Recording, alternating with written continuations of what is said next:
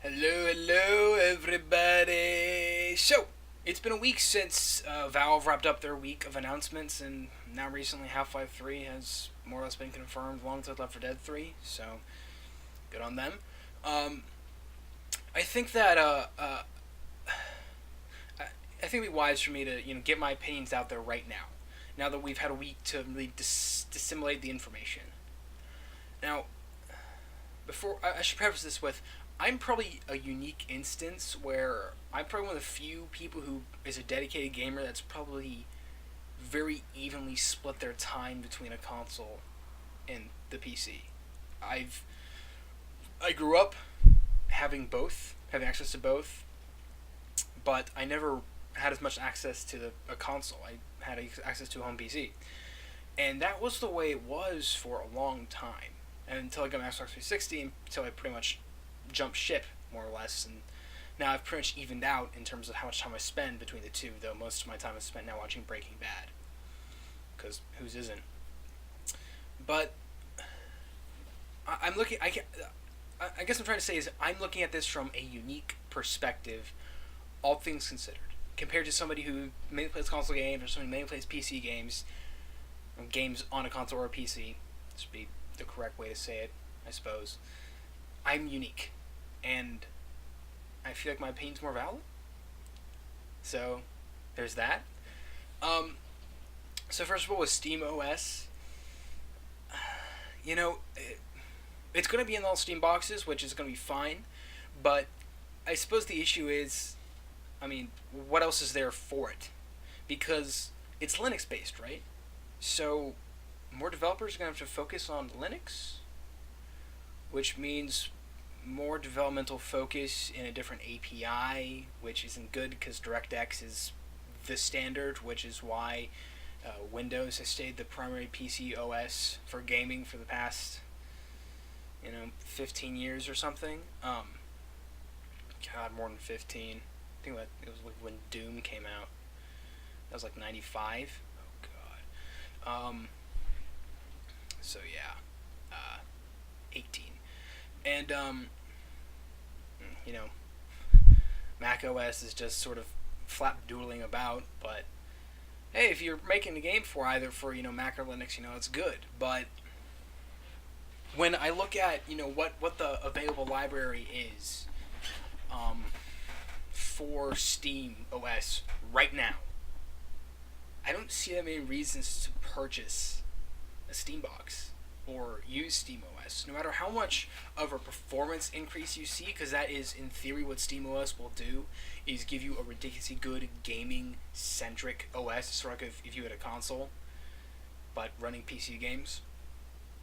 Then sure, that makes sense, but otherwise, it's kind of hard to be enthusiastic about it when you consider just how many people a PC is not just gaming, it's also work. That's a big thing, and how many work programs aren't working in Linux, or they aren't working in anything else, and they probably won't work in Steam OS. So it's a tough sell on that end. But again, Steam OS isn't made for home computers necessarily. It's more meant for the Steam box, or Steam machines as they're called, which is a wonderful little segue into Steam machines, which need to be competitive. I don't think any of us would disagree. Even somebody who has a basic understanding of economics in terms of video games knows that it has to be competitive with the cheap price of the Xbox and the PlayStation, all things considered. I mean, $400-$500 is expensive, but when I can get a graphics card for $700 to $1,000, it kind of outweighs itself, in my opinion. Now, there's rumor of the Xi3 Piston being a part of that Steam machine lineup, but unless Valve actually said something, I don't want to be too speculative. Now, considering that there are multiple hardware sources that are going to be making these, so I would assume probably laptop manufacturers or companies that make laptops. Think Asus and Acer, really gaming focused. Maybe Razer.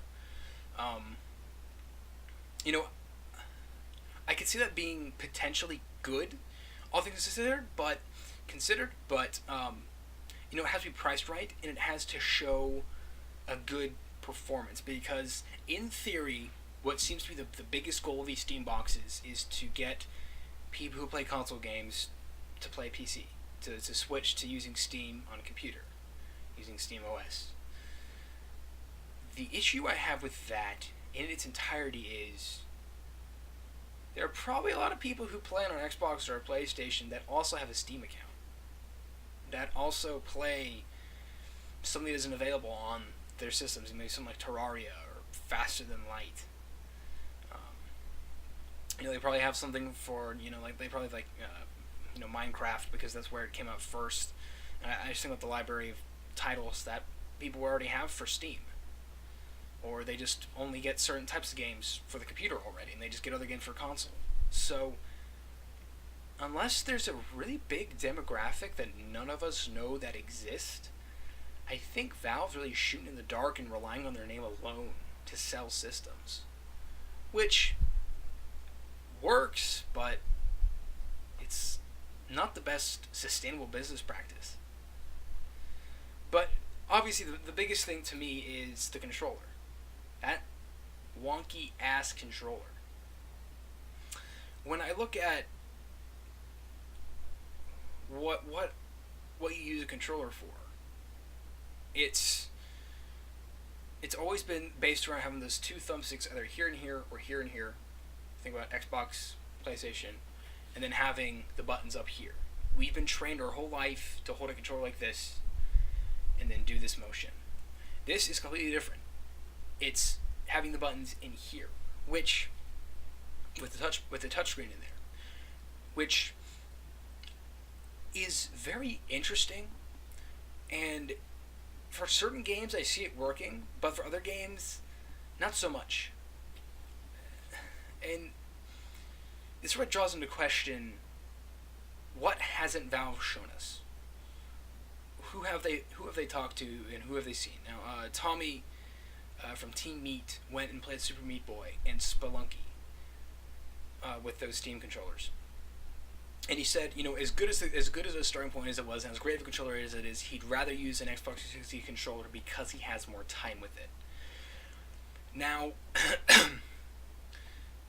in all honesty, that's a good assessment, but it leaves so much to be desired, because they're saying that it gives someone who uses a controller a chance to play PC-style games, like strategy games. And it has to do with those touch thumb pad sticks, which are easily the biggest point of contention, in my opinion. I don't think that moving the four buttons to the center is that big of a deal when you consider that your thumb's already adjusted to center, and having the touchpad in there also accents it, which is why I don't like the PlayStation 4 touchpad that much, because to me it makes no sense. My thumbs have to go out to touch the D-pad and the triangle, circle, square, X buttons. Why would I want to go in as well to do a lot more crucial functionality? I haven't seen many examples of it working. So, all in all, I don't think this will turn out horribly for Valve, because they already have Steam as their primary source of revenue, so they don't need to ever release another game ever, or a piece of hardware ever. They just need to keep Steam running, and they're fine. But I don't think this will be successful, at least from what we've seen now. Maybe as time goes on we'll see more, but until then, I don't know. It's too little to go on to have a confident outlook, which is an issue. You need to be able to have a confident outlook, and I can't say that about what I've seen so far, but that's what I can say about it. Thank you for watching, ladies and gentlemen. I hope that this video provides a interesting look at what Valve's going for with these things, because it's not like they're going to lose anything off of it, right? Thank you very much for watching. I shall see all of you